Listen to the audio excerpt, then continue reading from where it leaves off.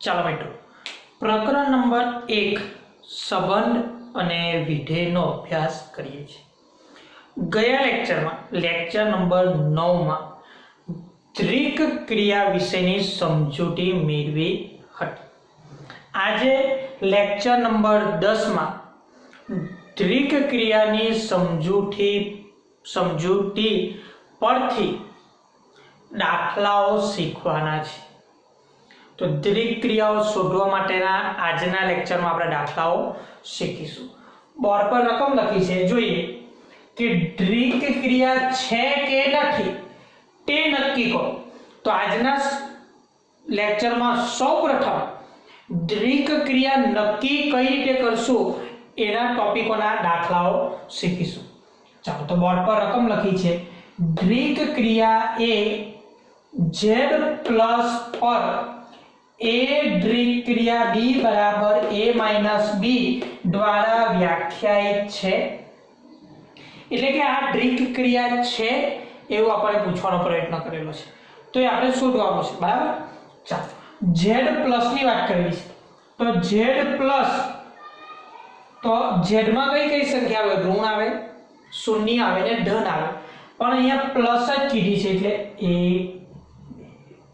Dot dot dot આ z માં આવે.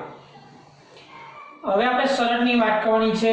a દ્વિક ક્રિયા b is equal to a minus b. ચાલો, a ની જગ્યાએ અત્યારે 1 લઈ લે, b ની જગ્યાએ 2 લઈ લે. તો 1 દ્વિક ક્રિયા 2 1 ઓછા 2 તો ઋણ 1 આવ્યા. ઋણ સંખ્યા z પ્લસ માં આવે ના આવે ને, એટલે શું લખશું? દ્વિક ક્રિયા નથી. શું લખીશું? દ્વિક ક્રિયા નથી. કેમ નથી? ઋણ સંખ્યા z પ્લસ માં નથી આવતી. જો અહીંયા ખાલી z હતે તો z માં ઋણ સંખ્યા આવે તો ઋણ 1 એ શક્ય છે. તો સૌપ્રથમ દ્વિક ક્રિયા માટે શું વાત કરવાની છે? આપણને જે શરત કીધી હોય ને અહીંયા દ્વિક ક્રિયાની બાજુમાં અહીં આપણે શોધવાની. જેમ કે a b કીધું છે એટલે બાદબાકી કરી, ગુણાકાર કીધો હોય તો ગુણાકાર કરવાનો, સરવાળો કીધો હોય તો સરવાળો કરવાનો, જે કંઈ કીધું હોય તે આપણે કરવાનું. તો અત્યારે બાદબાકી કરી હતી તો એ દ્વિક ક્રિયા નથી એવો આપણો જવાબ આવ્યો છે. હવે આપણે આગળનો દાખલો જોઈએ. સેમ જ રકમ z પ્લસ પર જ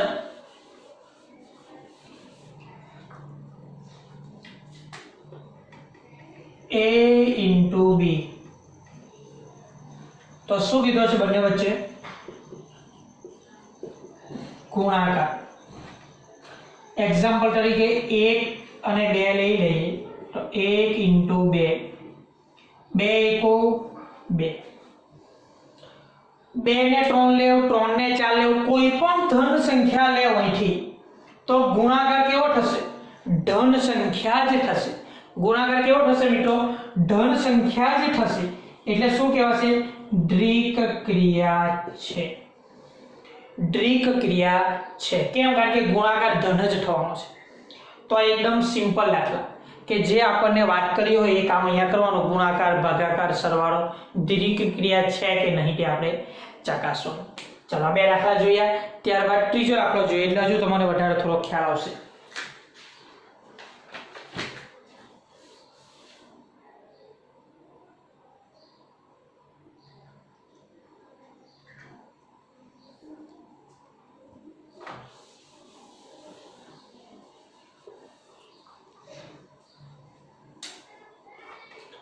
માનાંકમાં a માઈનસ b, a દ્વિક ક્રિયા b બરાબર માનાંકમાં a માઈનસ b લીધો તો 1 દ્વિક ક્રિયા 2 લઈ લઈએ તો 1 માઈનસ 2 માનાંકમાં માઈનસ 1 બરાબર. તો માનાંકમાંથી બરાબર તો ધન, તો ધન 1 z પ્લસ માં આવે તો માનાંકમાંથી કોઈ પણ સંખ્યા બહાર નીકળે તો એ ધન જ થાય. એટલે આપણે શું લખીશું મિત્રો? કે દ્વિક ક્રિયા છે. શું લખીશું મિત્રો? દ્વિક ક્રિયા છે. ચાલો, તો આ 3 એકદમ સિમ્પલ દાખલા હતા, એ આપણે જોઈએ. હવે આગળની વાત કરીશું. ચાલો, દ્વિક ક્રિયા કઈ રીતે શોધવાનું એ આપણે જોઈ ગયા.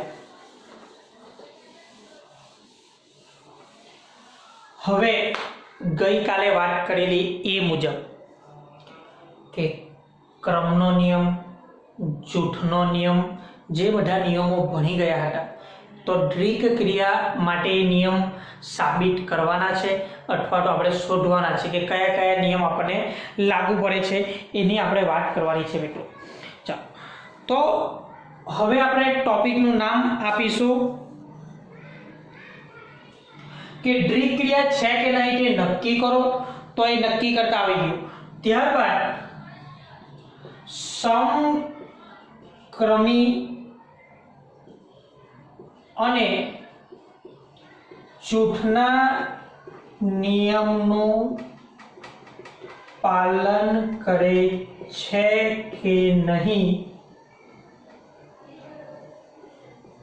તે શોધો. તો દ્રિક ક્રિયા માટે હવે જૂથના નિયમનું પાલન કરે છે કે નથી કરતા એના આપણે દાખલાઓ જોવાના છે. ચાલો, તો સૌપ્રથમ રકમ લખું છું. z પર વ્યાખ્યાયિત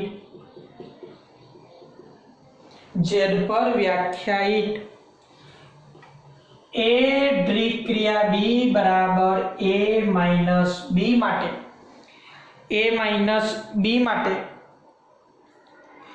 દ્રિક ક્રિયા છે કે નહીં તે નક્કી કરો અને સમક્રમી અને જૂથના નિયમનું પાલન કરે છે કે નહીં તે નક્કી કરો.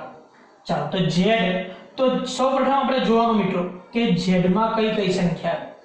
તો z માં સંખ્યા આવશે 0 1 2 3 ડોટ ડોટ ડોટ. એવી રીતના જ ઋણ 1 ઋણ 2 ઋણ 3 ડોટ ડોટ ડોટ. બધી જ સંખ્યા આવે z માં. બરાબર. ચાલો, તો જૂથના નિયમનું પાલન કરે છે કે નહીં જોવાનું. તો જોઈએ અહીંયા a દ્રિક ક્રિયા b બરાબર a માઇનસ b. સૌપ્રથમ દ્રિક ક્રિયા છે કે નહીં તે આપણે નક્કી કરી લઈએ. ચાલો, તો હું અત્યારે ધન સંખ્યા એક એક્ઝામ્પલ લઈ લઉં કે 2 અને 3, 2 દ્રિક ક્રિયા 3, તો 2 માઇનસ 3, તો કેટલો જવાબ આવ્યો? ઋણ 1. અહીંની વાત કરીએ તો સરળ બાજુમાં લખું છું કે 2 નાના છે ને 3 મોટા છે, એટલે કે a કરતા b મોટો છે. તો જવાબ આપણને કયો મળે છે? ઋણ મળે છે. તો જવાબ આપણને કયો મળે છે મિત્રો? ઋણ મળે છે. હવે એક ધન લઈ લઈને એ મોટી સંખ્યા એ લઈ લઈએ. 3 દ્રિક ક્રિયા 2 લઈ લઈએ. 3 માઇનસ 2 કેટલા મળે છે મિત્રો? 1. a b કરતા મોટો છે તો ધન સંખ્યા મળે છે. હવે ઋણ 1 ની વાત કરું, પહેલામાં ઋણ 1 મળ્યા તો z માં આવે? હા આવે છે. 1 મળ્યા છે, z માં આવે છે? હા આવે છે. તો ઋણ પણ મળે છે, ધન પણ મળે છે, બંને z માં આવે છે. બંને સરખા લઈ લઈએ. 2 દ્રિક ક્રિયા 2, 2 ઓછા 2 0. z માં આવે છે? હા. તો દ્રિક ક્રિયા છે. ત્રણે જે જવાબ આવે છે બધા z માં આવે છે. તો એ કઈ ક્રિયાઓ છે મિત્રો? દ્રિક ક્રિયા છે. એટલે જો ટૂંકમાં તમારે લખવું હોય, એક્ઝામ્પલ તરીકે બતાવવું ન હોય તો આ મુજબ તમે લખી શકો. એક્ઝામ્પલ બતાવીને પણ લખી શકો, અથવા જો આપણે શોર્ટ ફોર્મમાં લખવું હોય તો આપણે આ મુજબ લખી શકશું. સરળ ને અઢીના આપણને ડાયરેક્ટ ખબર પડે છે મિત્રો, એકદમ સિમ્પલ છે. એટલે કે a માઇનસ b. તો અહીંયા આપણે સરળ આવી લખી શકશું કે a b કરતા મોટો હોય. આ જો મોટો હોય તો મોટામાંથી નાની સંખ્યા બાદ થાય તો ધન મળે. a દ્રિક ક્રિયા b, a માઇનસ b.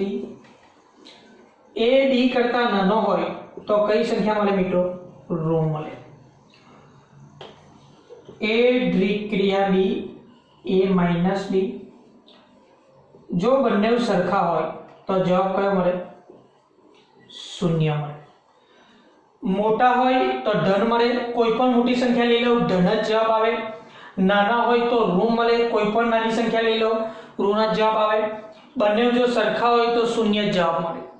તો બધા જવાબ z માં આવે છે એટલે શું લખીશું મિત્રો? દ્વિક ક્રિયા છે। આપેલ વ્યાખ્યાયિત વિધેય એ કેવું છે? દ્વિક ક્રિયાનું પાલન કરે છે એટલે કે દ્વિક ક્રિયા છે। ચાલો હવે વાત કરવાની છે સમક્રમી અને જૂથના નિયમનું પાલન કરે છે કે નહીં તે મિત્રો આપણે ચકાસવાનું છે। ચાલો તો આને હું દૂર કરું છું। હવે સૌપ્રથમ સમક્રમી જોઈએ તો સમક્રમીનો કાલે જે નિયમ લખાવ્યો હતો એ આપણને આવડવો જોઈએ। શાની વાત કરવાની છે? સમક્રમી નો નિયમ। શાની વાત કરવાની છે? સમક્રમીના નિયમની આપણે મિત્રો વાત કરવાની છે કે સમક્રમી છે કે નહીં તે આપણે નક્કી કરવાનું છે। ચાલો સમક્રમી માટે આપણે ગઈકાલે નિયમ જોયો હતો કે a દ્વિક્રિયા b બરાબર b દ્વિક્રિયા a। સમક્રમી a દ્વિક્રિયા b બરાબર b દ્વિક્રિયા a એના નિયમનું પાલન કરે છે કે નહીં આપણે જોવાનું છે। ચાલો a દ્વિક્રિયા b બરાબર આપણને શું કીધું છે? a minus b। શું કીધું છે મિત્રો? a minus b। તો b દ્વિક્રિયા a બરાબર શું થશે? a હોય તો પહેલો a હતો, b હતો તો પછી b હતો, તો b દ્વિક્રિયા a હશે તો શું કહેવાશે? b minus a। બંનેનો જવાબ મિત્રો સરખા આવે ના અથવા તો એક્ઝામ્પલ લઈને કરવું હોય તો કરી શકાય। z માં છે ને તો 1 લઈ લઈએ, b બરાબર 2 લઈ લઈએ, b બરાબર 2 અને બરાબર 1 અહીં લખો લખી દેવાનું a બરાબર 1 b બરાબર 2 લેટર 1 માંથી 2 જાય તો ઋણ 1 is not equal to સમક્રમીના નિયમનું પાલન થતું નથી એટલે કે સમક્રમી નથી। ટૂંકમાં કહીએ તો કેવું મિત્રો? સમક્રમી નથી। હવે વાત કરીએ મિત્રો જૂથના નિયમ। તો જૂથનો નિયમ ગઈકાલે બની ગયા હતા a દ્વિક્રિયા b દ્વિક્રિયા c, a દ્વિક્રિયા b દ્વિક્રિયા c આ જૂથનો નિયમ હતો। તો અત્યારે વાત કરીએ a બેઠા રહેવા દઈએ, પહેલા કાઉન્સનું પટાવી દઈએ, b દ્વિક્રિયા c એટલે b માઈનસ c, પહેલામાંથી બીજું બાદ કર્યું છે એટલે પહેલામાંથી બીજું બાદ। બાજુની વાત કરીએ તો a દ્વિક્રિયા b એટલે a માઈનસ b દ્વિક્રિયા c બરાબર છે મિત્રો।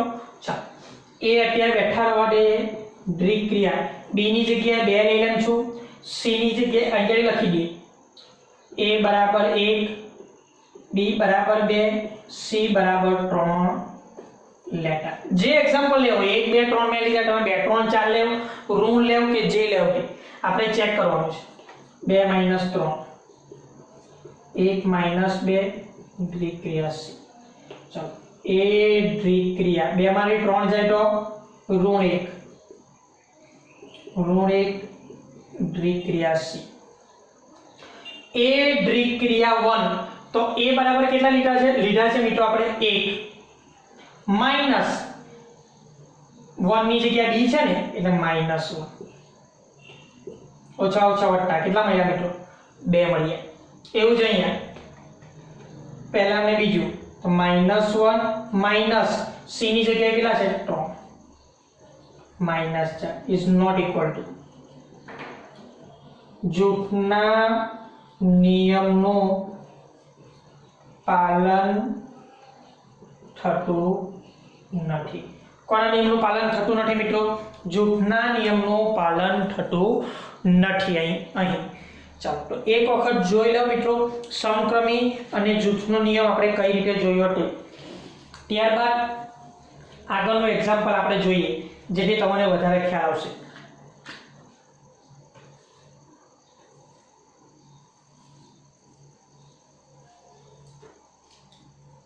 ચાલો જોઈ લીધું છે મિત્રો।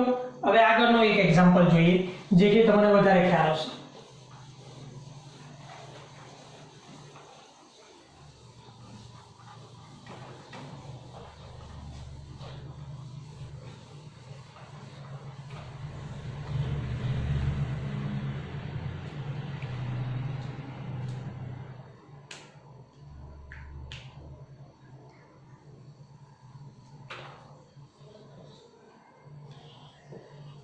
क्यू पर व्याख्यायित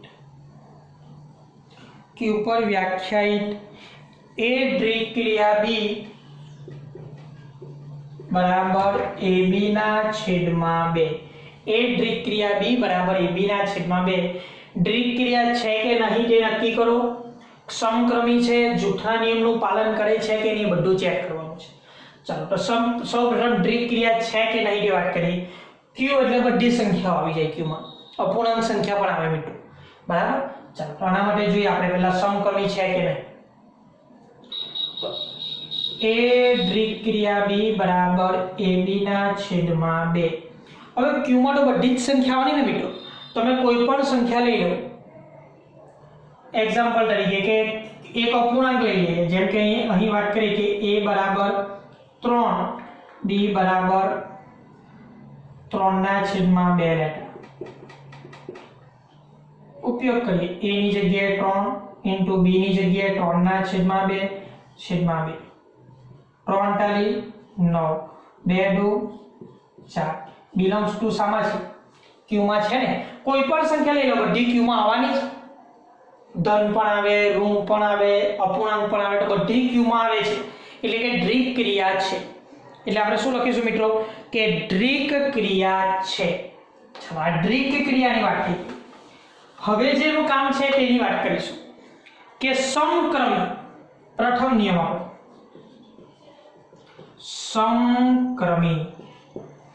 સમક્રમીનો આપણો શું નિયમ છે ए द्विक्रिया b बराबर b द्विक्रिया a चलो ए द्विक्रिया b आपने कीधुं छे a b ना छेदमां 2 बराबर b द्विक्रिया એટલે પહેલા b લખાશે b * a ના છેદમાं 2 a નો b સાથે ગુણાકાર કરો કે b નો a સાથે ગુણાકાર કરો બંનેનો જવાબ કેવો આવે સમાન આવે ને એક્ઝામ્પલ લઈને બતાવવું હોય તો બતાવી શકાય કે આનો જવાબ અને આનો જવાબ કેવો આવશે સરખો એટલે શું લખીશું સમક્રમી છે હવે વાત કરીશું મિત્રો જૂથનો નિયમ સારા નિયમની વાત કરીશું જૂથના નિયમમાં તો જૂથનો નિયમ આવો કંઈક છે a દ્વિક્રિયા b દ્વિક્રિયા c a દ્વિક્રિયા b દ્વિક્રિયા c बराबर है मित्रों चलो कोई पण एक एग्जांपल ले लईए आमा के जेथी तमने तकलीफ न पड़े अथवा तो जरूर पड़े त्यारे लेशो आपणे जे मुजब જોઈએ તે मुजब a बैठा द्विक्रिया b द्विक्रिया c છે એટલે b * c ના છેદમાં 2 પહેલા એક બાજુનું પૂરું કરી દઈએ પછી વાત કરીએ હવે a દ્વિક્રિયા b * c ના છેદમાં 2 તો અહીં જોજો a હોય તો a b હોય તો b છેદમાં 2 तो a હોય તો a b એટલે આપણો આવ્યો આખું b * c ના છેદમાં 2 આખાના છેદમાં 2 શું કર્યું મિત્રો ખબર પડી સેમ આના પરથી આપણે દ્વિક્રિયા બનાવવાની છે તો a હોય તો a b હોય તો b છેદમાં 2 તો અહીં a તો a જ હતો b ની જગ્યાએ આખું પદ હતું એટલે એ લખ્યું છેદમાં 2 તો a * b * c a * b * c છેદમાં 2 2 ચાર પહેલો જવાબ આવ્યો ડાબી બાજુનો હવે જમણી બાજુનો જોઈએ a * b આપ્યું છે ab ના છેદમાં 2 દ્વિક્રિયા c તો a હોય તો a એટલે આપણો a * c છેદમાં કેટલા 2 તો a * b * c છેદમાં 2 2 4 હવે કોઈ પણ एग्जांपल લે a ની b ની એની કિંમત કોઈ પણ લે તો આ બાજુ અને આ બાજુ જવાબ કેવો આવવાનો સમાન આવવાનો તો કોનું પાલન કરે છે જૂથના નિયમનું પાલન કરે છે એમ કહેવાશે કોના નિયમનું પાલન કરે છે એમ કહેવાશે મિત્રો જૂથના નિયમનું પાલન કરે છે એમ કહેવાશે તો આ પ્રકારના દાખલાઓનો તમારે અભ્યાસ કરવાનો છે સૌપ્રથમ તો દ્વિક્રિયા છે કે નહીં તે જોવાનું સાની પર આપેલું છે તે ચેક કરવાનું ત્યારબાદ સમક્રમી હોય જૂથનો નિયમ હોય અથવા બીજા તટસ્થ ઘટક આવશે માટે તમારે તો એ બધા દાખલાને તમારે ટ્રાય કરવાનું છે એકદમ સિમ્પલ છે જે કીધું છે એ કામ કરવાનું છે ટૂંકમાં વાત કરીએ તો બરાબર તો આવા બીજા દાખલા હું તમને PDF ફોર્મમાં મોકલી આપું છું, એની તમારે પ્રેક્ટિસ કરવાની છે. એકદમ સિમ્પલ છે, બરાબર. હજુ આમાં એક ટોપિક ભણવાનો છે તે હવે પછીના લેક્ચરમાં આપણે જોઈશું. ત્યાં સુધી આ જે સિમ્પલ દાખલા છે એની તમે પ્રેક્ટિસ કરી લો. ઓકે, થેન્ક યુ મિત્રો.